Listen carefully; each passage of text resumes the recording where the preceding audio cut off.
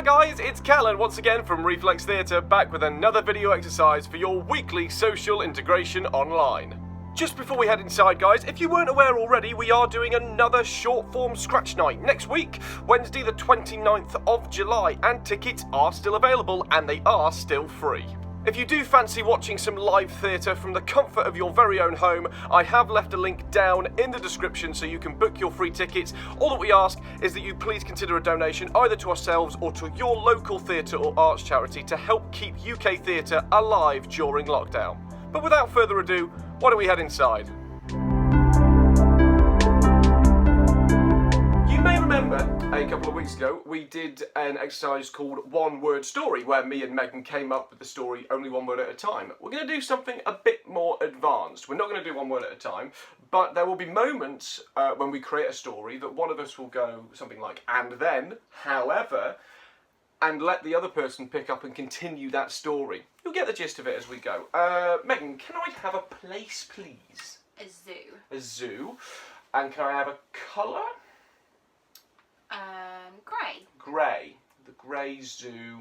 And can I have an animal? Elephant. The elephant at the grey zoo. The grey elephant at the zoo. The grey elephant at the zoo. Let's go with the grey elephant at the zoo. Why not? Why not? This is why you're the queen of improv. So, Megan, if you'd like to start the story of the grey elephant at the zoo. Mr. Grey lived at the zoo. He didn't know exactly how long he'd lived there, but he knew it had been a very long time. He'd seen many keepers come and go, but his favourite was Paul. Paul was the best keeper that Mr. Grey had ever encountered. He fed him peanuts daily, he went to brush his teeth, and Mr. Grey helped him remember, because that's what elephants do. And Paul the zookeeper was a very good singer. He sang songs such as Blue Suede Shoes, which Mr. Grey loved especially. Mr. Grey wasn't keen on all the animals.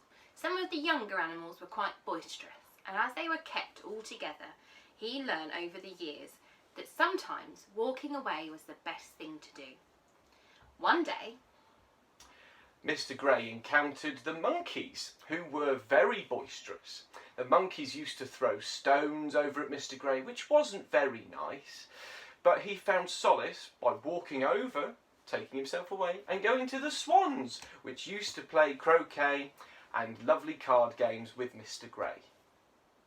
Mr. Grey loved going over to the lake. It was his favourite thing to do. He could wallow in the mud, say hello to the hippopotamuses, and sometimes he'd fill his trunk with water and sneak up on Paul and give him a good showering.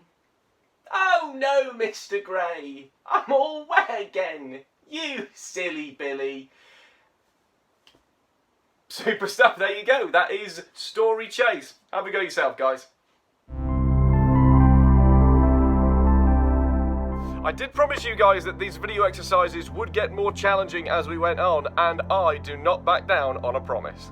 Story Chase is a far more advanced version of One Word Story, and you can pretty much see why. Instead of coming up one word at a time, there's a lot more responsibility for you and your partner to come up with content.